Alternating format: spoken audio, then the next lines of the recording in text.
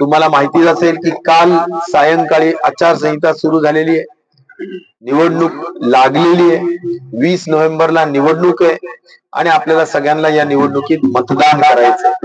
आणि त्यामुळे मोहपुरी नावाच्या आमच्या या चांगल्या गावाला माझं या निमित्ताने आव्हान असणार आहे की आपण सगळ्यांनी खरोखर अतिशय प्रेमाने, विश्वासाने आपण जे काम करतो.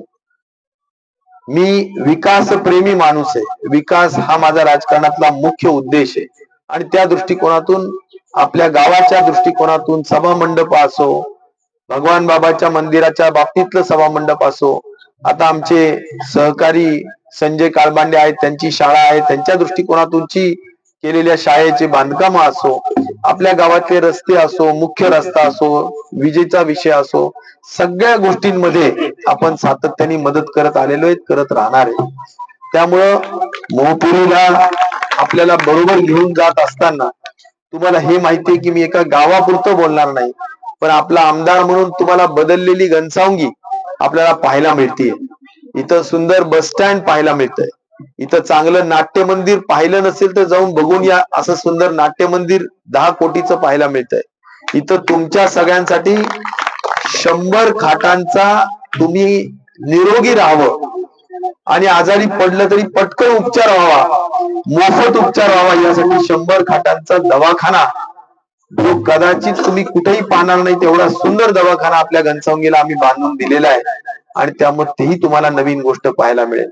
शिक्षण हे आमच्या अत्यंत जवळचा विषय असल्यामुळं मॉडेल कॉलेज असो, अभ्यासिका असो, या ठिकाणी मोठे मोठे आधुनिक ग्रंथालय असो, हे सगळे आपण या ठिकाणी घनसावंगीमध्ये बांधलेले. आणि त्यामुळं शिक्षण असो, आरोग्य असो, विकासाचा सगळा विषय असो, घनसावंगी एक छोटस खेड होतं, पण त्याला नगरपंचायतीचा दर्जा देऊन आज सगळ्या भागामध्ये रस्ते असतील, सभा मंडप असतील, चांगलं सुसज्ज असं नगर पंचायतीचं कार्यालय असेल, आणि एवढंच नाही तर पिण्याचं पाणी, वेगवेगळ्या गोष्टी आपण या ठिकाणी दिलेल्या आहेत. त्यामुळे विकास करणं यासाठीच राजकारण आहे आणि यासाठीच मतदान आहे. त्यामुळे मी खूप लांबलचक बोलण्यापेक्षा एवढंच म्हणेल की राजेश भैया हे विकासाचं राजकारण करतात आणि राजेश भैयाचं काम हे सर्व धर्म समभाव, याला मी जास्त लाईन मारून अधोरेखित करू इच्छितो की सर्व जाती धर्मांना बरोबर घेऊन काम करणारे आम्ही लोक आहोत. आमच्या संस्थेतले कर्मचारी असो, संधी देण्याच्या दृष्टिकोनातून सगळ्या जाती धर्माला घेऊन काम करण्याचा विषय असो, जे वारकरी संप्रदायाने सांगितलंय, जे भगवान बाबांनी सांगितले, भगवान बाबांनी 2 विषय सांगितले. एक, पोटाला चिमटा घ्या, उपाशी राहा, पण पोरांना शिकवा. नंबर 2, सर्व धर्म समभाव पाळा आणि माणुसकी आणि मानवतेला महत्व द्या. मला वाटतं भगवान बाबांच्या विचारधारा असेल किंवा संत श्रेष्ठ तुकोबारायांची विचारधारा असेल, हे विश्वच माझं घर सांगणारे संत ज्ञानदेव असतील, या विचारधाराने चालणारे आपण सगळेजण लोक आहोत. ज्या छत्रपती शिवरायांनी खऱ्या अर्थाने आज हा स्वराज्य निर्माण केला, त्यांच्यामध्ये सुद्धा समतेचा विचार होता, मानवतेचा दृष्टिकोन होता, आणि त्याच दृष्टिकोनातून काम आम्ही करतो. मी शेवटी एवढंच सांगेन की आम्ही समतेचं राजकारण करतो, आम्ही विकासाचं राजकारण करतो, आणि त्यामुळे विकासासाठी राजेश भैयाला साथ द्या आणि समतेच्या विचार जोपासण्यासाठी राजेश भैयाला साथ द्या. राजकारणात अजून एक अलीकडच्या काळात जरा खराब गोष्ट झालेली पाहायला मिळते, आणि ती म्हणजे लोक राजकारण म्हणजे धंदा मांडलाय. कधी धंद्यासाठी वाटेल ते करायचं, सत्तेसाठी वाटेल ते करायचं म्हणून पक्ष सोडणं असेल, गद्दारी स्वीकारणं असेल, या पक्षातून त्या पक्षात स्वार्थासाठी जाणं असेल, या सगळ्या गोष्टी राजकारणाचं दर्जा खालवण्याचं काम करतात. पण या सगळ्या गढूळ राजकारणाच्या परिस्थितीमध्ये सुद्धा ज्या आमदारांची गद्दारांच्या यादीत नाव आहे आणि ज्या आमदारांचं निष्ठावानांच्या यादीत नाव आहे, तर निष्ठावान कमी आहेत, गद्दार जास्त आहेत, पण निष्ठावानांच्या यादीत राजेश भैयाचं नाव हे मला सांगितलं पाहिजे. त्यामुळे आम्ही सगळेजण प्रामाणिकपणे काम करतो आणि आपल्या सगळ्यांची प्रामाणिक सेवा करू इच्छितो. मला आपल्या सगळ्यांचा आशीर्वाद द्यावा. निवडणुका अत्यंत जवळ आल्यात.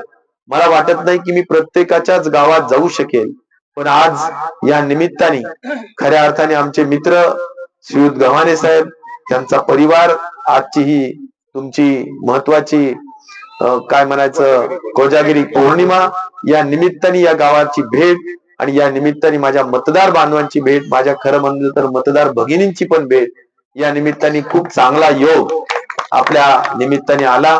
मी आपल्या सगळ्यांना मी हात जोडून विनंती करेल की आपला आशीर्वाद असला तर मी मागे राज्यमंत्री मंत्रिपदावर कामं केलीत, पण त्यापेक्षा सुद्धा खूप उंचीवर जाण्याची संधी या निवडणुकीच्या नंतर घनसावंगी विधानसभा मतदारसंघाला. त्याचं कारण असं आहे की बरेच कावळे गेलेत आणि राहिलेत ते फक्त थोडे मावळे, आणि तुमच्या आशीर्वादाने महाविकास आघाडीची सत्ता नक्की येणार आहे आणि त्या सत्तेमध्ये आपल्या आमदाराला नक्कीच चांगली संधी मिळेल आणि त्याचं चांगलं सोनं करण्याचं काम, आपल्या सगळ्यांची अधिक चांगली सेवा करण्याचं काम या संधीतून आपण नक्की घेऊ असा विश्वास तुम्हाला सगळ्यांना देतो. आणि म्हणून ही सुवर्ण संधी असणारे घनसावंगी मतदारसंघासाठी, म्हणून ही संधी दवडता कामा नये, सोडता कामा नये. आपण सगळ्यांनी जिद्दीनं, चिकाटीनं, अतिशय मेहनतीनं, तुम्ही स्वतः उमेदवार आहेत, या जबरदस्त जिद्दीनं आपण काम करा. मी सर्व जाती धर्मांना घेऊन जात असताना राजेश भैयाला जातीपातीच्या राजकारणात कधी मध्ये भीतीमध्ये अडवू नका किंवा कधीही त्या वाटेला विचारात त्या दृष्टिकोनातून ठेवू नका, अशी सुद्धा माझी नम्र विनंती या निमित्ताने माझ्या सगळ्याच मतदार बांधवांना आवर्जून करेल.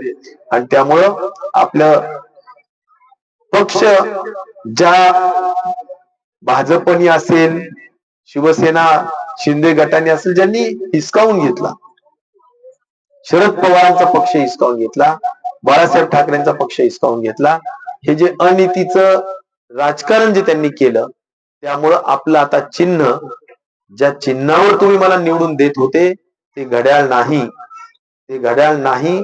आता आपलं चिन्ह आहे तुतारी वाजवणारा माणूस, म्हणजेच हे चिन्ह. आता एक आम्ही चांगला गजर तुम्हाला देऊ इच्छितो, सगळ्यांनी जोरात तो गजर म्हणावा असं म्हणतो आणि मी माझं भाषण संपवतो. मी तुम्हाला असं म्हणेन, रामकृष्ण हरी, तुम्ही म्हणावं वाजवा तुतारी, कारण तुतारी आपलं चिन्ह आहे. त्या तुतारीचा प्रचार करा, तुतारीचा गजर करा, एवढीच विनंती करतो. रामकृष्ण हरी, रामकृष्ण हरी. सगळ्यांचे खूप आभार, विशेषतः गव्हाणेंचे खूप आभार.